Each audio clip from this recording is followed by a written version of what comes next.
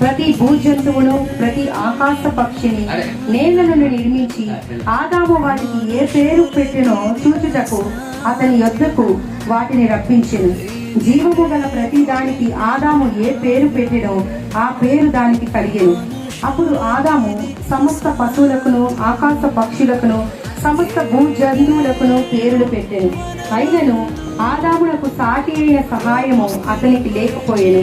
అప్పుడు దేవుడైన యెహోవా ఆదామునకు గాఢనిద్ర కలుగచేసి అతడు నిద్రించినప్పుడు అతని పక్కటెముకలలో ఒక దానిని తీసి ఆ చోటును మాంసముతో పూడ్చివేసెను. తరువాత దేవుడైన యెహోవా తాను ఆదాము నుండి తీసిన పక్కటెముకను స్త్రీనిగా నిర్మించి ఆమెను ఆదాము వద్దకు తీసుకుని వచ్చెను. అప్పుడు ఆదాము ఇట్లనెను, నా ఎముకలలో ఒక ఎముక, నా మాంసములో మాంసము, ఇది నరులలో నుండి తీయబడెను గనుక నారీ అనబడెను.